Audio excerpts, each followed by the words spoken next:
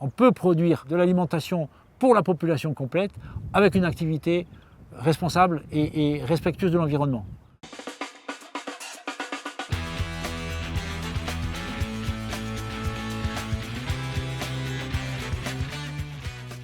Aujourd'hui, sur une île, avec le contexte géopolitique que l'on connaît là depuis 3-4 ans, qu'il soit international ou méditerranéen, il est bien évident que la Corse ne peut pas rester dans cette situation. Alors nous, notre but, il n'est pas d'arriver à du 100% dans 20 ans, mais c'est dans le quart de siècle qui vient, c'est-à-dire les 25-30 ans qui arrivent, faire en sorte d'arriver à du 35-50% d'autosuffisance alimentaire.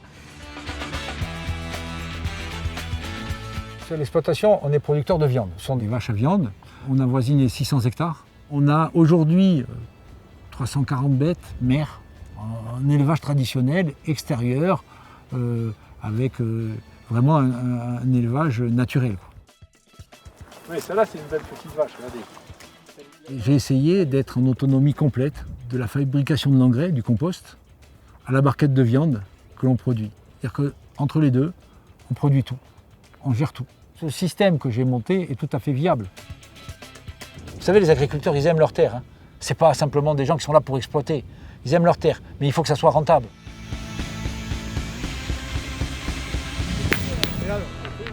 Je dirais que la première stratégie, que ce soit pour l'agrumiculture ou la viticulture, c'est de proposer en fait des variétés qui soient plus adaptées au changement climatique. Donc on va surtout, dans un premier temps, s'intéresser à quelle variété on va décider de cultiver, qui sera la plus tolérante et la plus résiliente aux contraintes pédoclimatiques.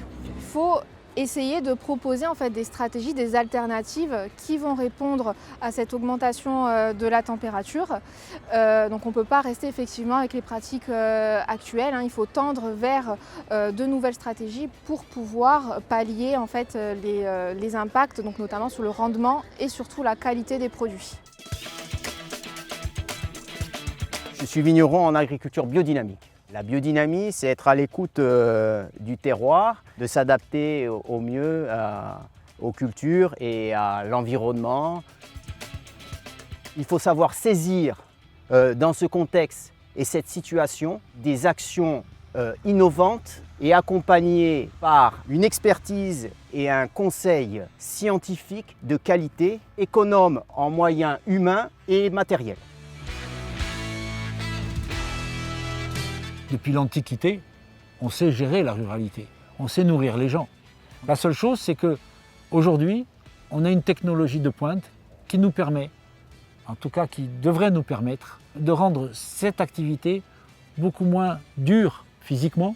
Toute la performance aujourd'hui du XXIe siècle dans la technologie doit venir comme des solutions pour refaire une agriculture vivrière et productive.